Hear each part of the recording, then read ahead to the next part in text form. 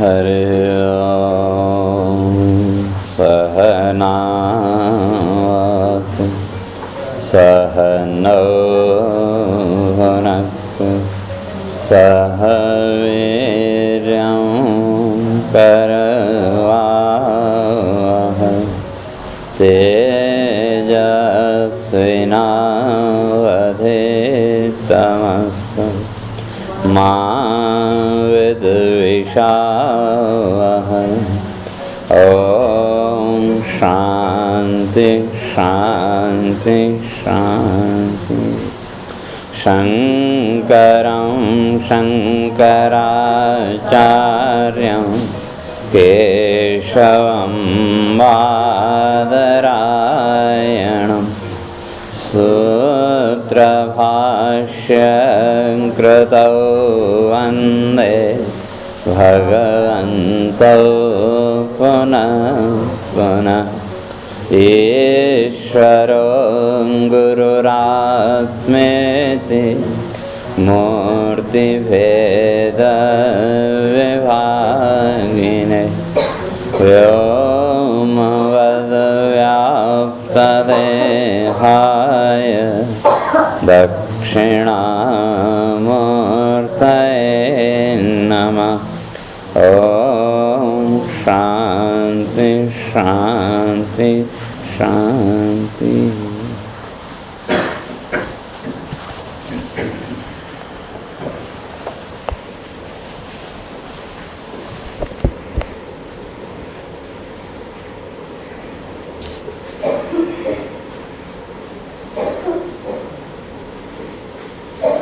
ओम तथा न ते माधव तावका क्वचित् दृश्यन्ते मार्गात् त्वयि बद्धसहृदा त्वया विगुप्ता विचरन्ति निर्भया विनायकानि कपमूर्धसु प्रभो। सत्त्वं विशुद्धं श्रयते भवान् स्थितौ शरीरिणां श्रेय उपायनं वपुः वेदक्रियायोगतपःसमाधिभिः तवार्हणं येन जनः समीहते। सत्त्वं न चेद्धातरिदं निजं भवेत् विज्ञानमज्ञानभिदापमार्जनं गुणप्रकाशैरनुमीयते भवान् प्रकाशते यस्य च येन वा गुणः। न नामरूपे गुणजन्म कर्मभिः निरूपितव्ये तव तस्य साक्षिणः। मनोवचोभ्यां मनुमेयवर्त्मनो देवक्रियायां प्रतीयन्त्यथापि शृण्वन् गृह्णन् संस्मरन् स्वचिन्तयन् नामानि रूपाणि च मङ्गलानि ते। क्रियासु यस्तच्चरणारविन्दयो आविष्टचेता न भवाय कल्पते। तो विचार चल रहा था, दो स्पष्ट करके आए थे देवता कि ये अन्य अरविंदाक्ष विमुक्त मानिना तो यस्तभावाद अविशुद्ध बुद्धया। तो जो भक्त हैं उन भक्तों के लिए तो स्पष्ट कर दिया है कि स्वयं समुत्थित है, वो तो स्वयं इस संसार सागर से पार हो गए। और जो दूसरे प्राणी हैं उनके लिए वो एक मार्ग बना के गए, एक रास्ता दिखा के गए। और ऐसे जो सज्जन महापुरुष हैं, भक्त हैं, तो कहा उनके ऊपर तो भगवान का अनुग्रह है ही। और उस मार्ग पर जो चलेंगे तो कहा उन पर भी अनुग्रह परमात्मा का रहेगा। लेकिन कुछ लोग का अविशुद्ध बुद्ध है, कल चर्चा करके आए थे कि जिनकी बुद्धि अभी शुद्ध नहीं हुई। और वो कैसे कहा कि आरूह्य कृष्ण कहते हैं पूर्व का जो जन्म आदि है वो भी अच्छे, तो जो भी ज्ञान हुआ वो भी बिना पुण्य के तो हो नहीं सकता। जैसे भगवान ने गीता में भक्तों के जो 4 भेद किए, उन सबको क्या कहा? सुकृति ना। और सब क्या है? पुण्य कर्मा है। तो उसी तरह से देवता भी यहाँ कह रहे हैं कि वे अविशुद्ध बुद्ध है, जिनकी बुद्धि अभी शुद्ध नहीं हुई, अर्थात उन्होंने साधना भी की। तो कब? कहते हैं बहुजन्म तपसा, बहुत से जन्मों से वो तपस्या भी करते आ रहे हैं, लेकिन फिर भी लोक की कामना, जगत की इच्छा। तो इसलिए यहाँ क्या कहा? अन्य अरविंदाक्ष विमुक्त मानिनः त्वयस्त भावा।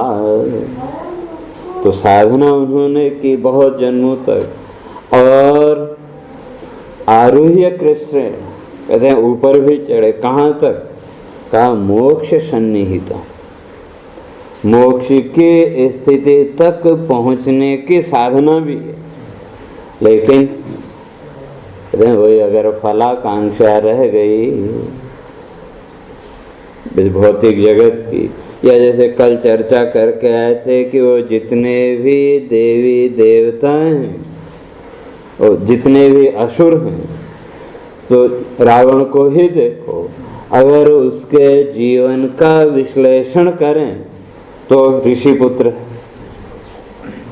और कुल की अगर बात करें तो कुल भी अच्छा है, साधना भी है, और उसके साथ साथ अध्ययन ज्ञान भी बहुत अच्छा है। लेकिन फिर भी जीवन की स्थिति अगर देखें तो कहना पड़ेगा अविशुद्ध बुद्ध है। वैसे अगर रावण को देखें तो उसकी अविशुद्ध बुद्धि नहीं है,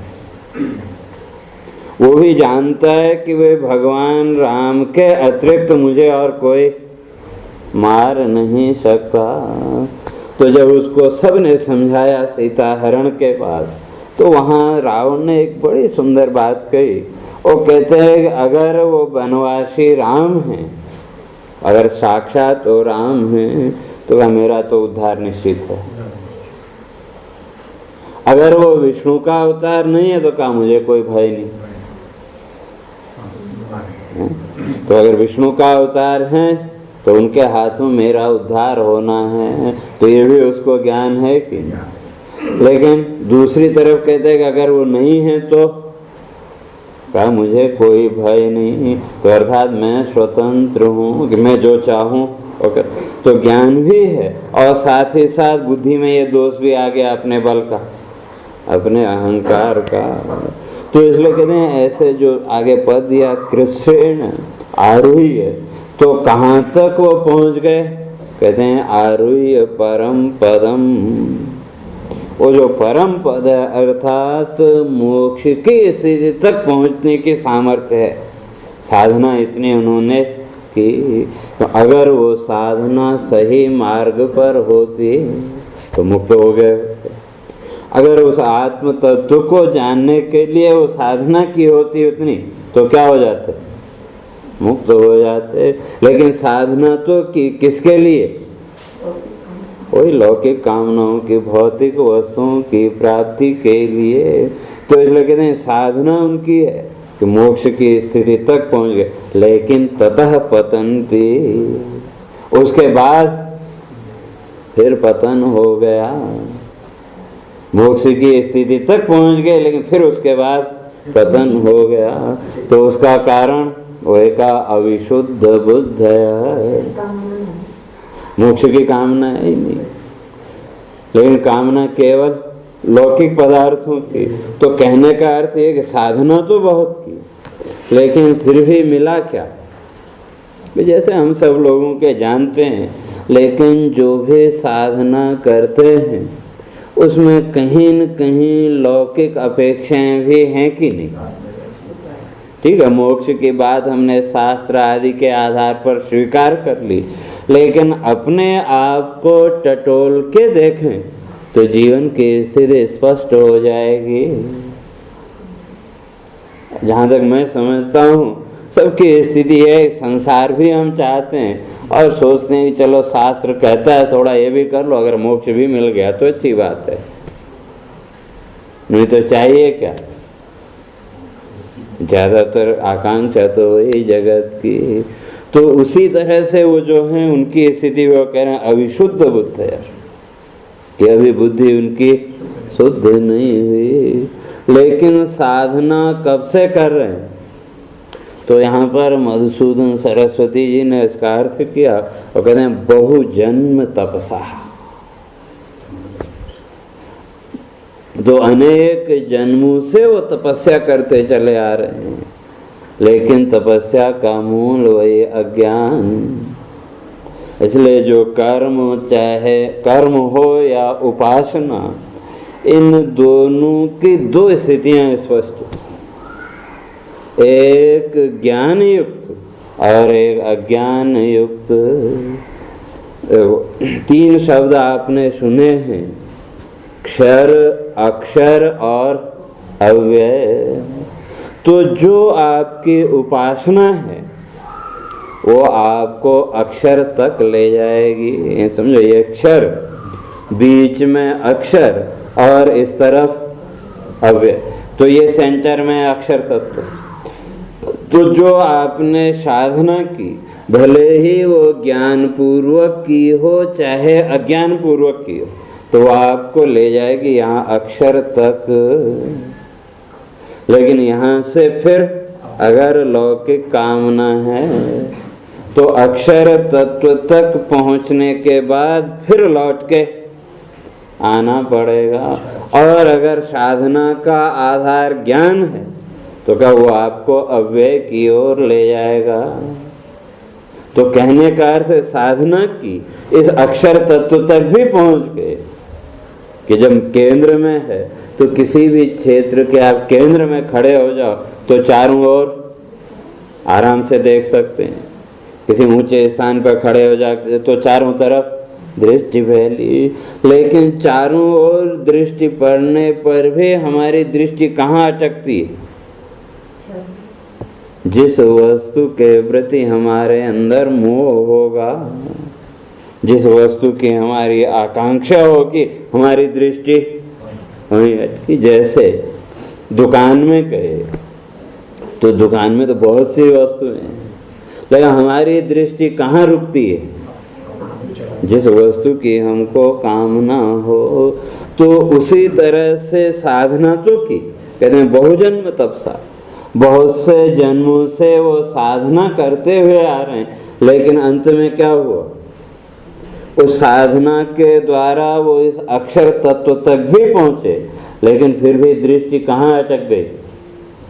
क्यों? कामना लौकिक जगत के, संसार के पदार्थों की।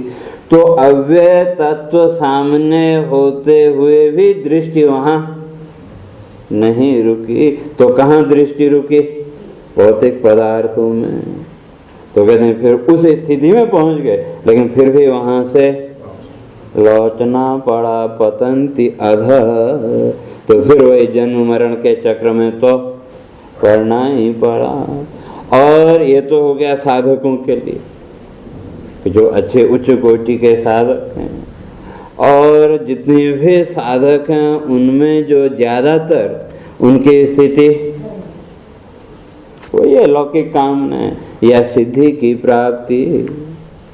साधना की किसके लिए? सिद्धियां मिल जाएं। और अगर इन सिद्धियों की बात करें तो जो 8 प्रकार की सिद्धियां शास्त्रकारों ने बताई हैं, वो सारी सिद्धियां तो पहले से हैं। हर एक प्राणी के पास वो सिद्धियां हैं, बस ये है कि उसको पहचानते नहीं। और जो पहले से है, फिर उसको प्राप्त करने के लिए कोई प्रयत्न करना पड़ेगा क्या? हाँ, एक है तो सही, लेकिन अज्ञान में। और जब तक उसका बोध नहीं है तो व्यक्ति उसके लिए दौड़ता रहेगा। और अगर इन सिद्धियों की बात करें कि अणिमा, महिमा, गरिमा, लघिमा, प्राप्य, प्राकाम्य, ईशित्व, वशित्व, तो 8 प्रकार की सिद्धियां हर एक व्यक्ति के पास है। तो सबसे पहले अणिमा कहते हैं, अणिमा अणुभाव। अणुभाव, सूक्ष्मता का भाव। तो कैसा? तो कहते हैं शिलाम अपि प्रविशति, शिला में, शिलाम अपि प्रविशति, कि पत्थर के अंदर भी प्रविष्ट होने की सामर्थ्य है। अब उस सामर्थ्य का विचार करें तो वो है कि नहीं अपने पास। शालिग्राम की जब बात आई, शालिग्राम शब्द सुनते ही या गोल मटोल शालिग्राम का पत्थर देखते ही आपकी दृष्टि कहाँ पहुँच गई? उस शालिग्राम के अंदर जो आकार बना होगा तो दृष्टि कहाँ गई? बाहर तो खाली वो गोल पत्थर है, लेकिन अपनी दृष्टि से हम कहाँ पहुँच गए? ईश्वर का स्मरण तो आया ही, लेकिन साथ ही साथ उसके अंदर जो आकृति होगी वो भी कल्पना में वहां पहुंच गए। तो ये सामर्थ्य है या नहीं? सामर्थ्य तो है, ठीक है, वो उतनी अभिव्यक्त नहीं है लेकिन है। तो और कहते हैं अणिमा लघिमा, लघु भाव, कहते हैं सूक्ष्मता का भाव। तो कैसा? तो कहते हैं जलवत भूमो निमज्जति उन्मज्जति च, कहते हैं जैसे पानी जमीन के अंदर घुस जाता है, तो कहाँ से घुसा? अब सुराग देखो तो कुछ नहीं मिला, लेकिन फिर भी घुसा कि नहीं? और निमज्जति, बाहर भी निकल आता है। तो कहते हैं इसी तरह से आपके अंदर भी वो सामर्थ्य, जैसे वो कई लोगों के पास विशेष शक्ति होती है कि वो पानी जमीन में किस स्थान पर जल है वो जानने किसी किसी को विशेष शक्ति है। तो वो किसके आधार पर उसने जाना? वो सिद्धि है, ठीक है, उसको पता नहीं है, लेकिन उसको जो आभास हो रहा है तो उसके वो सामर्थ्य तो है। तो कहाँ जल है या कहाँ जल होगा, ये अनुमान बिना दृष्टि के नहीं लग सकता। हाँ, वो दृष्टि इतनी स्पष्ट नहीं है, वो अलग बात है। अणिमा लघिमा महिमा, कहते हैं महान भाव, महानता का भाव। अरे महानता का भाव तो हर एक के अंदर है ही। और ईशित्व वशित्व, कहते हैं ईशित्व कंट्रोल की पावर, और वो कंट्रोलिंग पावर भी है कि नहीं, नियंत्रण की क्षमता। तो बाह्य जगत में भी और अपने आप को भी नियंत्रित करने की क्षमता। और वशित्व, कहते हैं वशीकार संज्ञा, दूसरे को वश में करने की सामर्थ्य वो भी है। अपने मतलब के अनुसार हम दूसरे को भी अपने उसमें कर लेते हैं कि नहीं, चाहे वो बातों से जैसे भी करें, तो वो वशीकरण की सामर्थ्य भी है कि नहीं। ईशित्व वशित्व प्राकाम्य, प्रकृति में ये जो कामना है, इन कामनाओं को अभिव्यक्त करना। तो कहने का अर्थ ये कि इस तरह से इन आठों सिद्धियों का अगर विचार करें तो ये पहले से हैं, लेकिन फिर भी साधना की किसके लिए? जो पहले से प्राप्त है उसके लिए। और ये सिद्धियों की तो कहते हैं दुर्गति है। ये जितनी भी लौकिक सिद्धियां हैं ये आपको मोक्ष तक नहीं पहुंचा सकते, अंत में दुर्गति ही। एक बात मेरे को याद आई, एक उच्च कोटि के कोई साधक थे, तो उन्होंने साधना की, साधना करते थे। और एक बार क्या हुआ कि जहाँ वो साधना करते थे उसके पास के गांव में एक महामारी फैल गई। अब महामारी फैल गई, वैद्यों ने बहुत वो किया लेकिन कोई इलाज नहीं हुआ। और फिर एक दिन एक दुखियारी अपने बच्चे को लेके घूमते फिरते वो साधक के पास पहुंच गई। अब वहाँ पहुँचे तो अपना रोना रोए तो उनको भी दया आई, तो उन्होंने अपने खून की एक बूंद उस बालक को स्पर्श कराया। तो कहते हैं उससे उसका वो जो महामारी का रोग था वो ठीक हो गया। अब जब ठीक हो गया तो ये तो सिद्धि तो है ही, साधना का फल है। तो अब धीरे धीरे बात फैलने लगी कि अमुक के पास सिद्धि है, वो ठीक कर देते हैं। तो लोगों की भीड़ लगने लगी। अब वो साधक जो थे मना करते रहे, लेकिन फिर भी चलो भाई कुछ कर दो, कल्याण हो, तो वो करते रहे। तो स्थिति ये हो गई कि 2-4 दिन में अब उठने लायक भी नहीं, क्यों, जो आए उसको खून चाहिए, तो कितना खून बनेगा। तो अंत में स्थिति ये हुई कि संसार तो स्वार्थी है, उसको किसी के उससे कुछ लेना देना नहीं। जब वो असक्त हो गए तो कहते हैं लोगों ने पकड़ा और बांध के उल्टा और टांग दिया, और जहाँ भी जिसको जगह मिले वहाँ सुरा के और थोड़ा खून निकालते रहे। तो ये है सिद्धि की स्थिति। तो जितनी भी सिद्धियां हैं, उन सब सिद्धियों का जो अंतिम फल है वो पतन के अतिरिक्त और कुछ नहीं। अब उस अवस्था में जब उसकी मृत्यु हुई होगी तो कल्पना करो उसके अंदर वृत्ति क्या बनी होगी। मोक्ष की वृत्ति तो बन नहीं सकती। तो इसी तरह से जितनी भी ये सिद्धियां कहते हैं वो है तो उसी साधना का फल, लेकिन आपको मोक्ष तक नहीं ले जाएंगी। इसलिए कहते हैं कि बहुजन्म तपसा, बहुत से जन्मों से वो तपस्या कर रहे हैं, उसका फल भी मिल रहा, और जब उसके फल भोगने लगे तो फिर वही खाली के खाली। दया भी खराब हुआ उनको। तो दया है तो खराबी। इसलिए जो उच्च कोटि के संत महापुरुष हैं उनको इन सबसे ऊपर रखा। उनके यहाँ न दया है न हिंसा है, केवल एक करुणा का भाव है। वो भी सबके प्रति समान, केवल वो कल्याण चाहते हैं। लेकिन जहाँ दया की तो दया का फल तो वो तो आप लोगों को भी अनुभव होगा कि जहाँ कहीं भी आपने दया की तो बदले में बाद में दुख के अतिरिक्त और सोचे नहीं। भले किसी के ऊपर भी आप दया करें, तो वही यहाँ कह रहे हैं ऐसे जो साधक हैं साधना तो की, और केवल इस जन्म की ही नहीं। मधुसूदन सरस्वती कहते हैं बहुजन्म तपसा, बहुत से जन्मों से वो तपस्या करते रहे। और कहते हैं मोक्ष सन्निहितम, मोक्ष की जैसी स्थिति में भी वो पहुंच गए साधना के द्वारा, लेकिन फिर भी वो काम है। और उस साधना के आधार पर कहते हैं सत्कुल जन्म, अच्छे कुल में जन्म भी हुआ, और वहाँ फिर तपस्या की, लेकिन फिर भी तपस्या भी की। और इतना ही नहीं, कहते हैं श्रुतादि, शास्त्रों का अध्ययन भी किया, चिंतन भी किया, लेकिन फिर भी ततः पतंती, फिर वहाँ जाकर के फिर उनका पतन हुआ। तो इसलिए सारंगधर पद्धति में एक बड़ी अच्छी बात लिखी।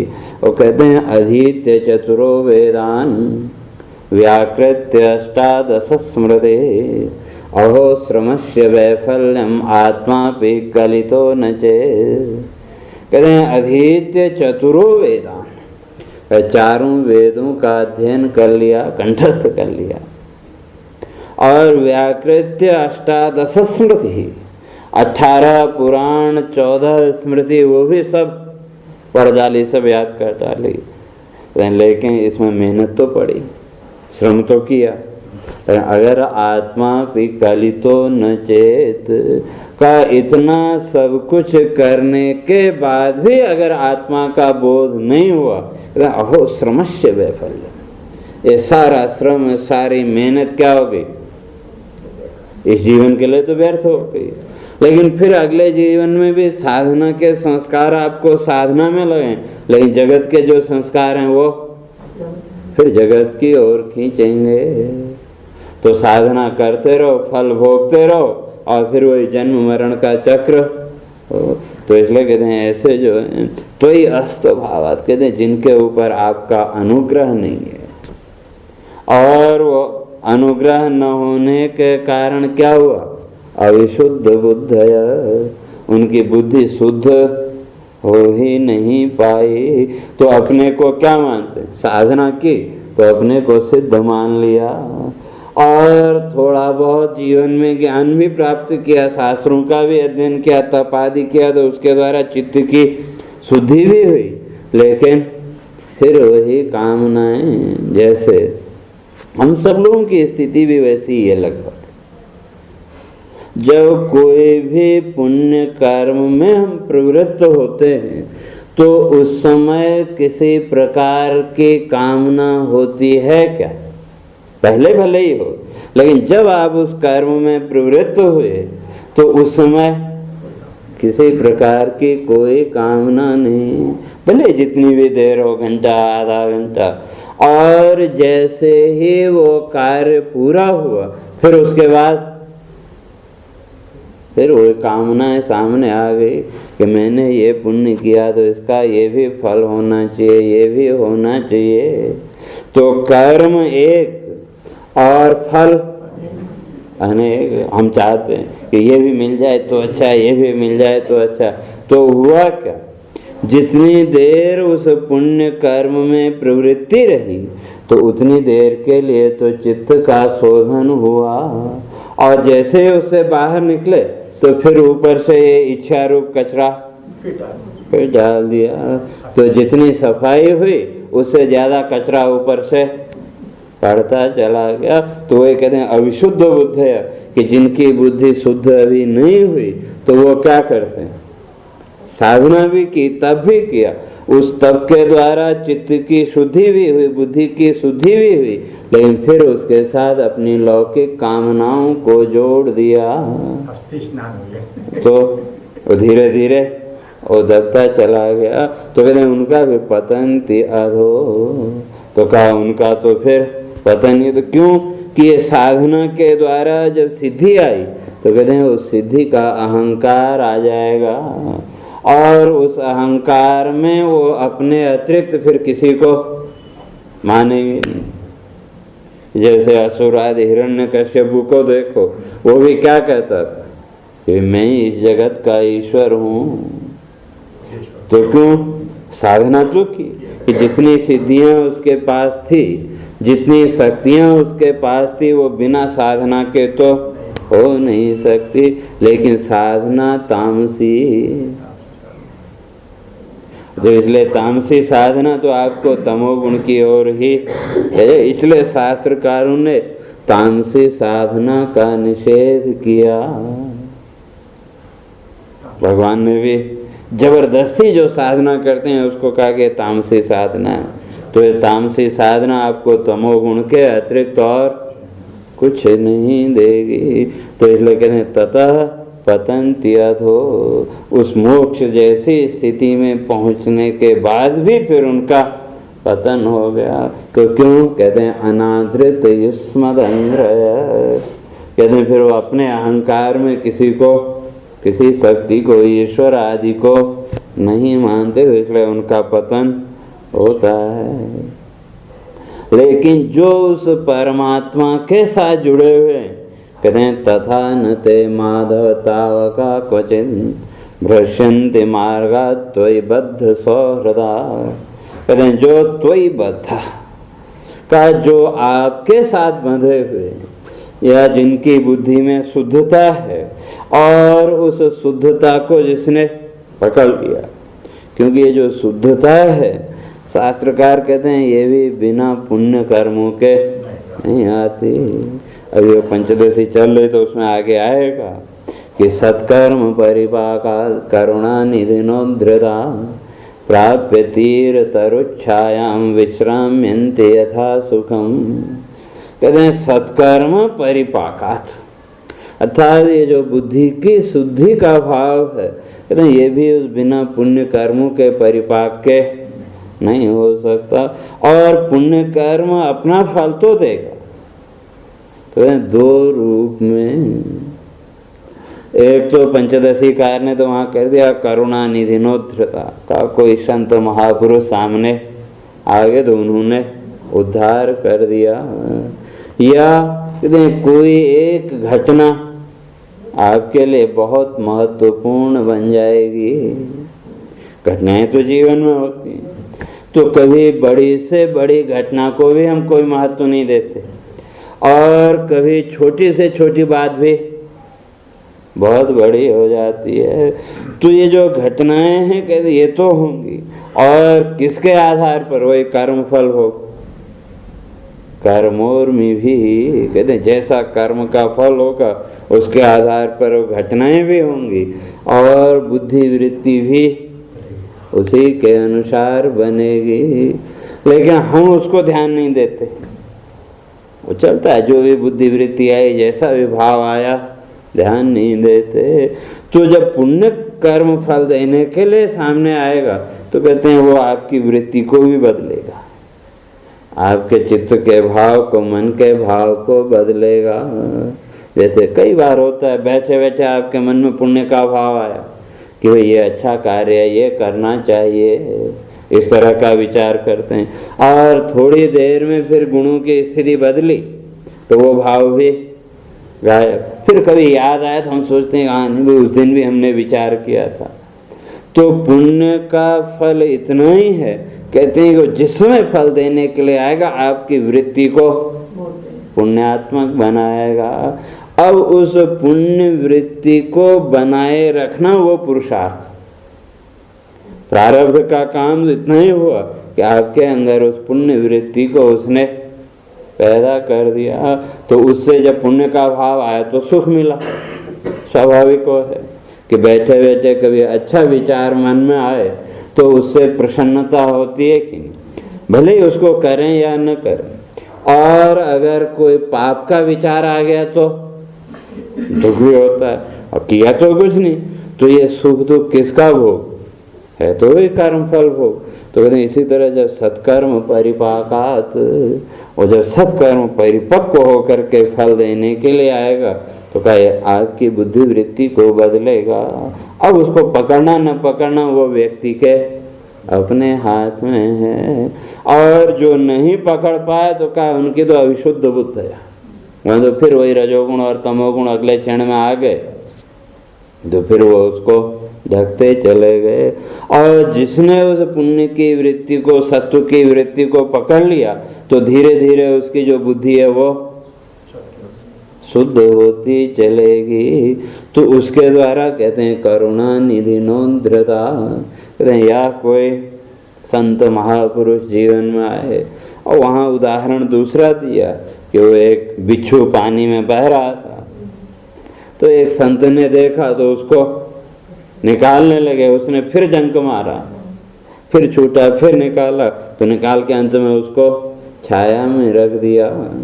तो इसी तरह से कहते हैं जब वो सद्गुरु करुणा निधि नोत्रता, कोई पुण्यात्मा आपके जीवन में मिला, उसने कोई बात आपको कही और आपको एकदम और बात लग गई, और उससे भी क्या हुआ, आपका पूरा दृष्टिकोण बदल गया। तो कैसे? तो अगली पंक्ति में स्पष्ट करते हैं, प्राप्य तीर तरुच्छायाम विश्राम्यन्ति यथा सुखम।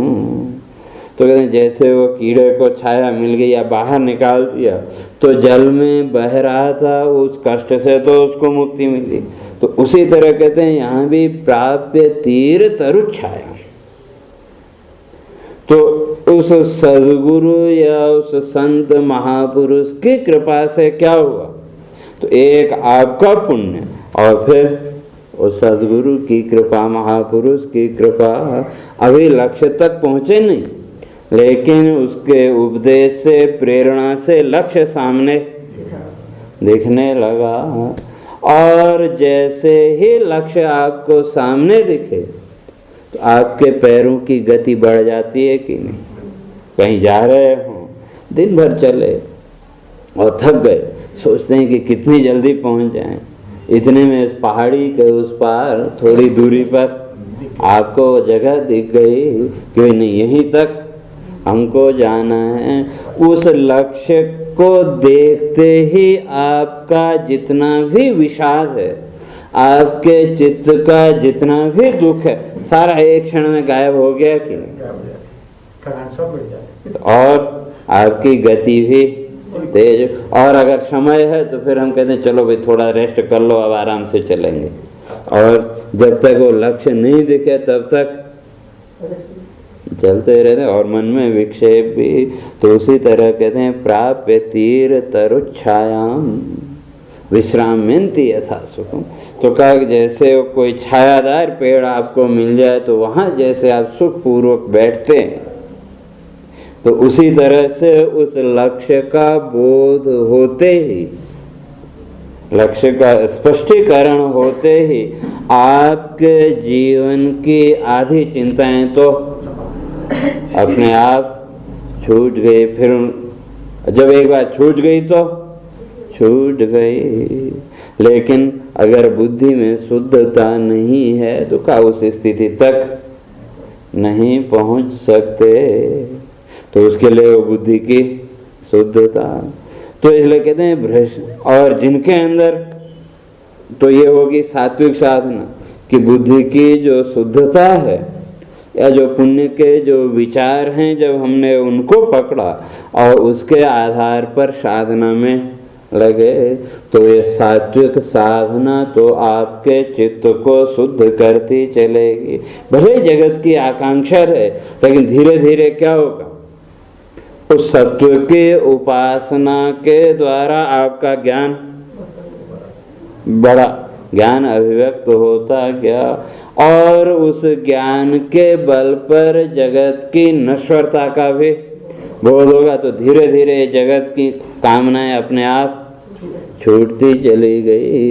लेकिन रजोगुण और तमोगुण के द्वारा की गई साधना आपको जीवन का सुख भोग तो देगी, जो स्वर्ग आदि लोक हैं उन लोकों की प्राप्ति भी होगी, लेकिन बुद्धि को शुद्ध नहीं कर पाएंगी। और अगर बुद्धि शुद्ध नहीं हुई तो कहते हैं जीवन के अंतिम क्षण में भी फिर जो संकल्प बनेगा वो ये रजोगुण और तमोगुण के आधार पर बनेगा। और रजोगुण के आधार पर अगर संकल्प बना तो कहते हैं कर्म बंधिनी कर्म योनिषु जायते। तो कर्म अर्थात मनुष्य के रूप में, और कहीं तमोगुण आ गया तो पशु पक्षी आदि अधोगति। तो किसकी, तो अविशुद्ध बुद्ध है। लेकिन कहते हैं कि तथा न ते माधव क्वचित भ्रश्यन्ति तो ही बद्ध सौहृद का, जिनका चित्त आपके साथ बंधा हुआ है, जो आपके साथ जुड़े हुए हैं, वे न क्वचित भ्रश्यन्ति, कहते हैं फिर उनका कभी भी पतन नहीं होता। क्यों, कहते हैं ते माधव, यहाँ संबोधन है। तो माधव का अर्थ माया या धव, माया का जो धव माने पति। तो जो उस माया का पति है, पति का अर्थ यहाँ लौकिक हो नहीं, पाति रक्षति इति पति ही, गुपु रक्षणे धातु है संस्कृत में, उससे पति शब्द बना। तो पति का अर्थ रक्षक, ये पशुपति कहते हैं। तो पशुपति का अर्थ कि संसार में ये जितने भी पशु हैं उनका जो रक्षक है। और पशु का अर्थ वो चार पैर वाले ही नहीं, कि जितने भी प्राणी हैं वो सब क्या हैं तो पशु है। बस एक थोड़ा क्या कहते हैं कैटेगरी, वो थोड़ा ऊंची है, बस इतना ही है तो वास्तव में अगर जीवन का विश्लेषण करके देखें तो मैं तो समझता हूँ कि मनुष्य से ज़्यादा अच्छा तो पशु है। कम से कम वो प्रकृति के नियमों के अनुसार तो चलता है, लेकिन जो मनुष्य है उसके लिए कोई नियम नहीं, सारे नियम तोड़ दिए। और जब नियम तोड़ेंगे तो उसका दंड भी मिलेगा। तो सीधी बात है, प्रकृति का नियम है। इसलिए हिंदी की एक कवियत्री, उसने बड़ी एक अच्छी बात लिखी प्रकृति को लेकर के। तो लिखते हैं अनजानी भूलों पर भी अभय दंड तो देती है, पर बूढ़ों को भी बच्चों सा वह सेती है। सेती है तो पालन करना। तो अनजानी भूलों पर भी, अब भूल चाहे आप जान के करो चाहे अनजाने में करो, का उसका दंड तो मिलेगा। तो प्रकृति के यहाँ कोई वो नहीं है माफी आती, भूल हुई या की तो तो उसका भी दंड। लेकिन का जो बूढ़े हैं का उनका पालन भी वो बच्चों की तरह करती है। तो बच्चे और बूढ़े में भी उसके यहाँ कोई भेद नहीं है। लेकिन जहाँ तक दंड की बात है तो वो अगर गलती है, भूल है, तो उसका दंड भी मिलेगा। तो मनुष्य के अगर जीवन का हम विश्लेषण करके देखें तो आज अगर विचार करें तो सबसे दुखी कौन है संसार में? मनुष्य है। पशु पक्षियों के जीवन में भी सुख दुख है, अगर उनको से कोई ज्यादा नहीं। तो क्यों दुखी? तो वे नियमों को तोड़ता चला गया। तो इसलिए कहते हैं माधव, तो मतलब पति। किसका? माया या धव, माया का पति। तो पति का अर्थ रक्षक, सीधा लौकिक अर्थ जो वो अपनी जगह। लेकिन जब शास्त्रीय बात आती है तो वहां रक्षक। तो कहते हैं आप तो क्या है? का मायापति। और भगवान ने तो गीता में स्पष्ट कर दिया, मामेव ये प्रपद्यन्ते मायाम एताम तरन्ति ते, कि जो मेरी शरण में आते हैं तो कहा वो इस माया के बंधन से मुक्त हो जाते हैं। और माया का बंधन वही 3 गुण, सत्व, रज और तम। और हम लोग माया माया की बात करते हैं। तो माया को अगर देखना हो तो कहते हैं ज़्यादा दूर जाने की जरूरत नहीं है। पंचदशी में स्पष्ट किया माया को, एतस्मात् किमिवेन्द्रजालम परम यद्गर्भवासस्थितं पश्यत्यत्ति शृणोति जिगृति गच्छत्यथा गच्छति। कहते हैं एतस्मात् किम इवेन्द्रजालम परम, कहते हैं इससे बड़ा और इंद्रजाल क्या होगा? क्या कहते हैं? यद गर्भवासस्थितम्, कहते हैं जब जीव गर्भ में है तो उस गर्भ में उसके हाथ, पैर, नाक, कान आदि सारे अवयवों का निर्माण हो गया कि नहीं? और कैसे वो निर्माण हुआ आप खोज सकते हैं क्या? लेकिन निर्माण तो हुआ। और कहा कि भाई जब एक ही हो तो एक जैसा होना चाहिए, लेकिन किसी में भी एक जैसा नहीं, सब भेद। और उसके साथ साथ कहते हैं उसके अंदर ज्ञान शक्ति, क्रिया शक्ति, इच्छा शक्ति, ये सब भी वहीं आ गई। तो ये कैसे आई, कहाँ से आई? तो इसका विचार अगर करो तो माया समझ में आ जाएगी। तो इससे बड़ी और कोई माया हो ही नहीं सकती। क्यों कि माया का अर्थ ही है कि वे प्रतीति हो, दिखे भी, लेकिन हाथ में कुछ न आए। लेकिन यहाँ तो उल्टा, कि वो जो जादूगर है उसने खेल दिखाया तो वहां दृश्य आपको कितनी देर दिखे? थोड़ी बहुत है। लेकिन इस माया का ये दृश्य तो जीवन भर चलता रहता है कि नहीं? तो फिर बड़ी माया कौन सी? वो जो इंद्रजालिक है उसकी माया बड़ी कि ये भगवान की माया बड़ी? तो एतस्मात् किमिवेन्द्रजालम परम, इससे बड़ी माया और कुछ है नहीं। इंद्रजाल कहो, माया कहो, छल कहो, जो कुछ भी कहो, कहते हैं इससे बड़ा और कुछ नहीं है। कि कैसे उस जीव का निर्माण हुआ, कैसे वो आकार बने, और कैसे वो एक सांचे में ढल करके बाहर आया। तो इसको कुछ अगर ढूंढने जाओ तो कुछ मिलने वाला है नहीं। तो कहते हैं इससे बड़ी माया और क्या होगी? और हम सब लोग इस बात को जानते हैं। लेकिन स्थिति वही है जैसे पहले भी शायद मैंने एक बार कहा था कि वो जादूगर खेल दिखाते हैं। अब आजकल तो बड़े बड़े शो होने लगे, पहले तो सड़क के किनारे दिखाते थे। तो हमको पता है कि वो जो जादूगर है जो कुछ भी खेल दिखाएगा सब झूठा है, ये हम जानते हैं, अच्छी तरह जानते हैं। लेकिन फिर भी उसका खेल देखने जाते हैं कि नहीं? लेकिन जादूगर का खेल वो भी 2-2.5 घंटे, 2.5-3 घंटे समझ लो।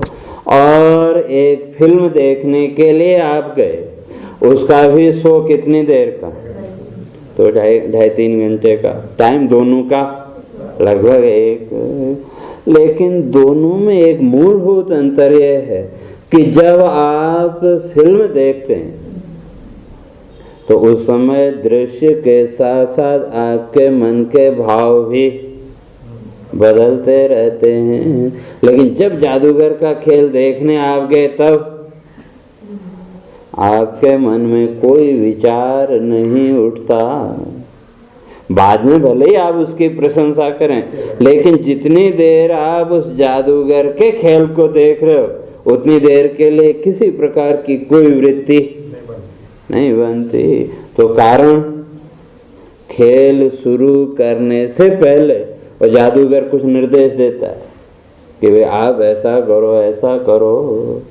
तो उस निर्देश के माध्यम से उसने क्या किया, सामने बैठे हुए जितने भी व्यक्ति हैं उन सब की संकल्प शक्ति को अपने नियंत्रण में कर लिया।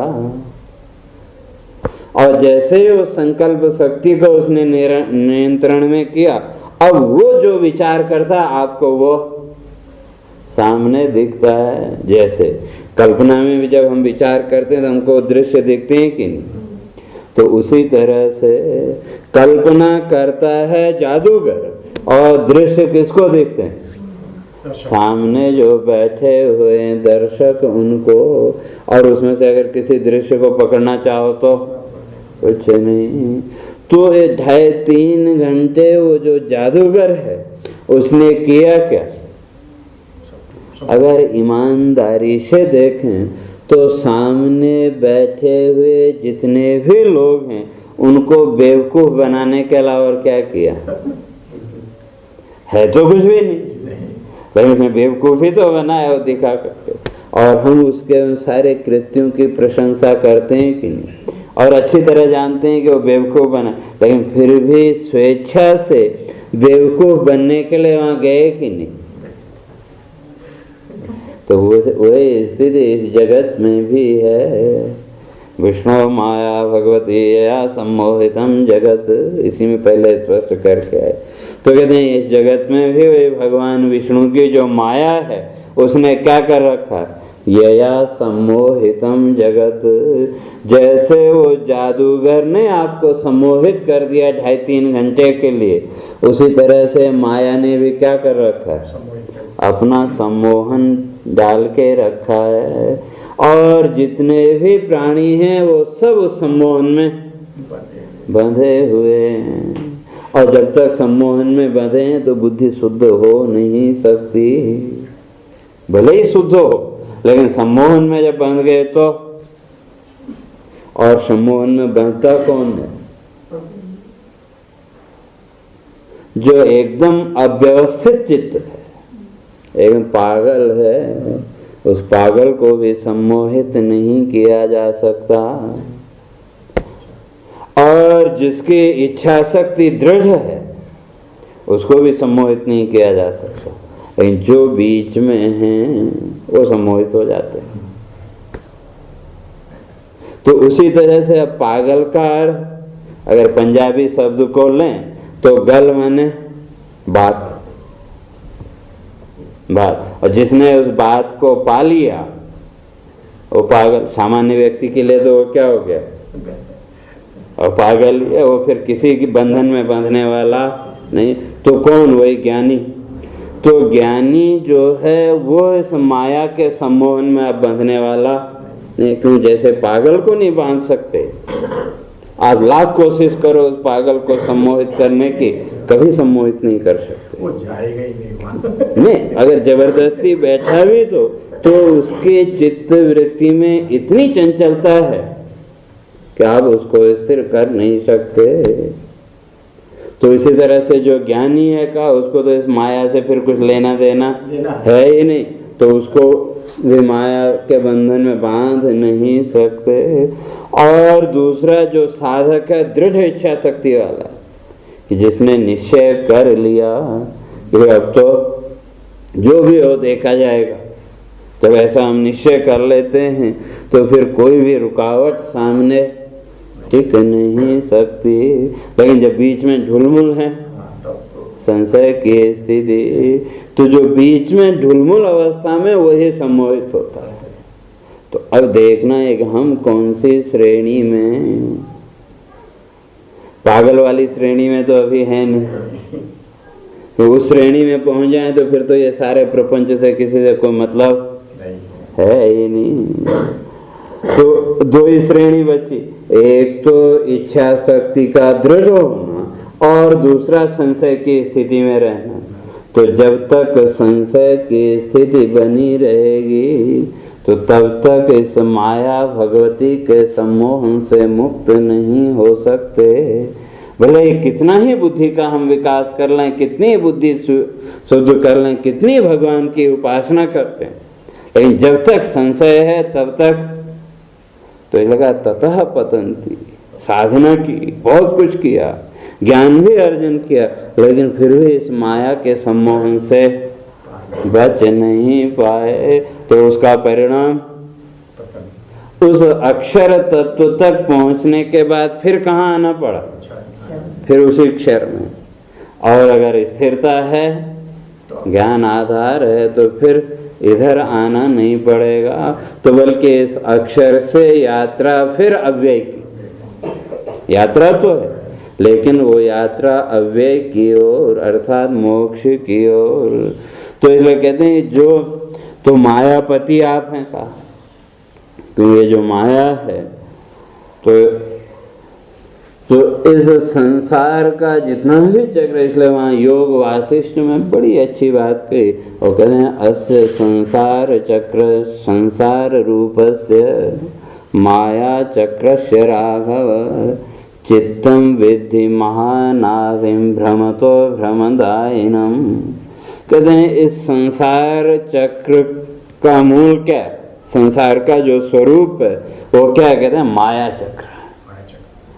चक्र कहो, खेल कहो, तो उसके खेल के अतिरिक्त और कुछ नहीं। लेकिन उसका केंद्र कौन?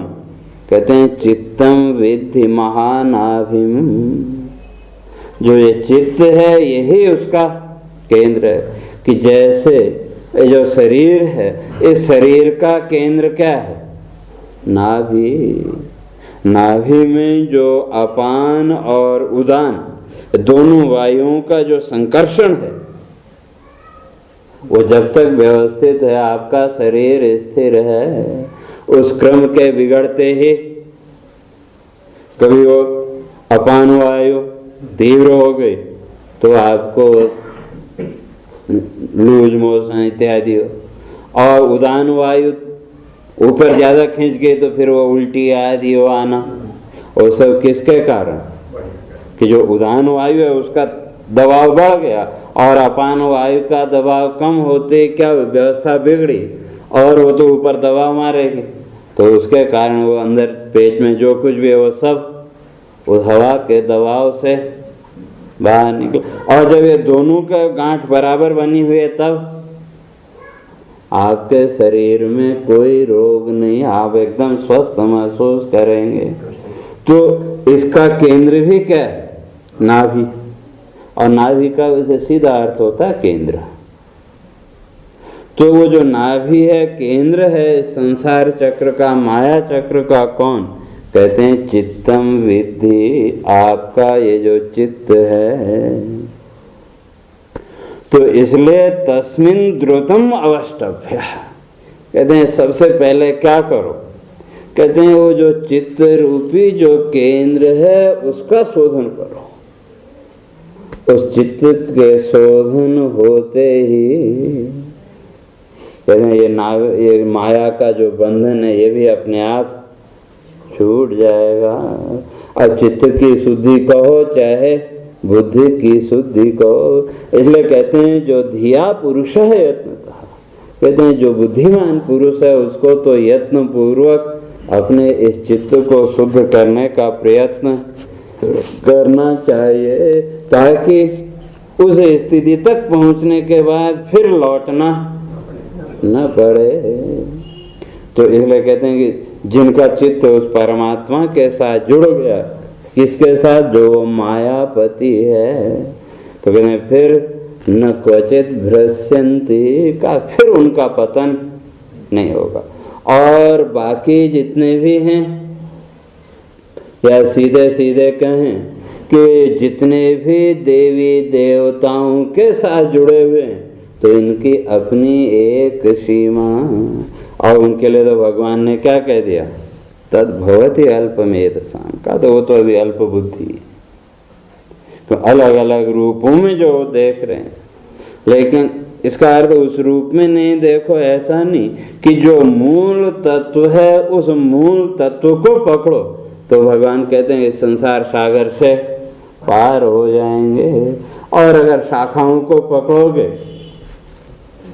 तो शाखा की अपनी एक सीमा है, वो मूल तक तो नहीं ले जा सकती। जैसे कोई बड़ा पेड़ हो, उस पर चढ़ना हो और तना मोटा है, तो क्या किया, एक कोई टहनी नीचे आई थी, उसको पकड़ के खींचा और उससे चढ़ गए।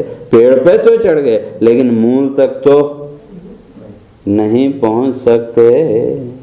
शाखा से आप पेड़ पे चढ़ जाएंगे, दूसरी शाखाओं में चले जाएंगे, लेकिन उस वृक्ष के मूल तक नहीं जा सकते। तो उसी तरह से यहाँ देवता कह रहे हैं कि जिन्होंने उस मूल को पकड़ लिया, क्योंकि शुरू में कह के आए थे त्वमेक एवास सतः प्रसूति, इस संपूर्ण जगत के एकमात्र आधार तो आप ही। तो जिन्होंने उस मूल को पकड़ लिया, और कैसे कहते हैं, बद्ध सौहृदा, जो हृदय से आपके साथ जुड़े हुए हैं, न क्वचित भ्रश्यन्ति, तो कहा उनका तो फिर कभी पतन नहीं हो सकता। और उन्होंने के लिए भगवान ने वहाँ स्पष्ट किया कि शुचि नाम श्रीमताम गेहे योग भ्रष्टो विजायते। किसी कारण से कोई फिर विघ्न आ गया, तो पहली बात तो कहते हैं विघ्न आएगा ही नहीं, क्यों, फिर तो जब उस परमात्मा के शरण में पहुंच गए, परमात्मा का आश्रय ले लिया, तो फिर तो कोई विघ्न आ नहीं सकता। क्योंकि जो विघ्न करते, भगवान गणेश को क्या कहते हैं, विनायक, अर्थात विघ्न हरण या विघ्न करने वाला, जो भी कह लो। तो जो उसका भी बाप शिव को ही ले लो, तो जब शिव की शरण में चले गए, तो बाप की शरण में पहुंच गए, तो बेटा कोई उपद्रव करेगा क्या, और करेगा भी तो कितना चलेगा। और जब और दूसरे हैं तो कहा फिर थोड़ा सा उपद्रव भी आपको विक्षिप्त कर देगा। तो जो जिन्होंने उस परमात्मा तत्व को पकड़ लिया, तो किसी कारण से वो नहीं पहुंच पाए, तो उनके लिए भगवान ने कहा शुचि नाम श्रीमताम गे। तो पुण्य घरों में उनका जन्म, वहां फिर वो उनको प्रेरणा मिली, तो फिर वो उस ज्ञान मार्ग पर आगे चल पड़ेंगे। और बाकी कहते हैं वो पुण्य किया, साधना की, उसके अनुसार पर फिर वो शुचि नाम श्रीमताम गे, श्रेष्ठ घरों में तो जन्म होगा, लेकिन साधना अगर तमोगुणी या रजोगुणी है तो ज्ञान तो नहीं मिलेगा।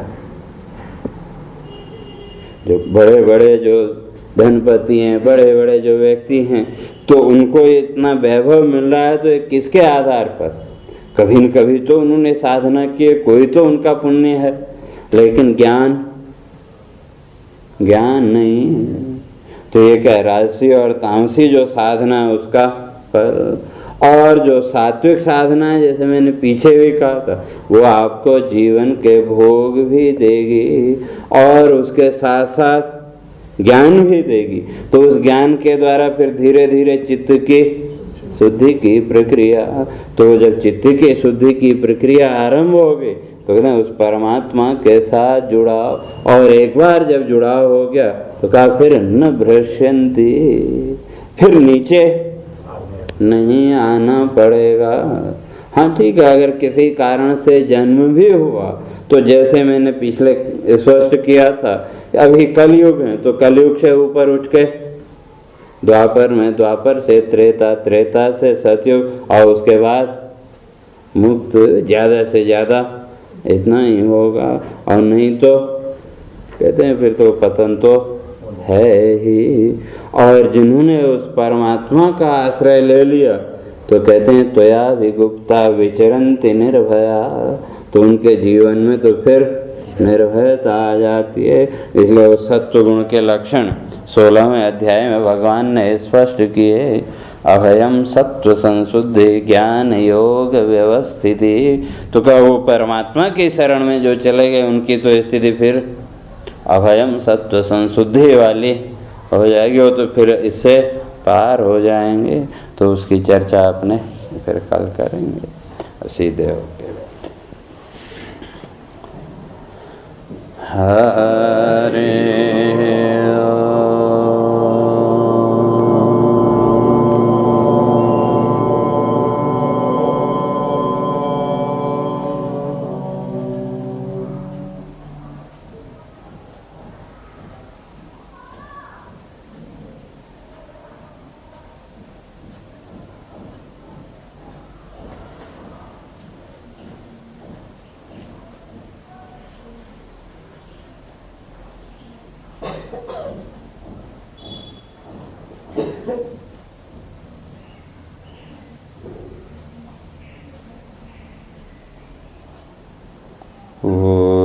पूर्णमदः पूर्णमिदं पूर्णात् पूर्णमुदच्यते पूर्णस्य पूर्णमादाय पूर्णमेवावशिष्यते। ॐ शान्ति शान्ति शान्ति। शङ्करं शङ्कराचार्यं केशवं बादरायणं सूत्रभाष्यं कृतौ वन्दे भगवन्तौ पुनः पुनः। ईश्वरो गुरुरात्मेति मूर्तिभेदविभागिने व्योमवद्व्याप्तदेहाय दक्षिणामूर्तये नमः। ॐ शान्ति शान्ति शान्ति।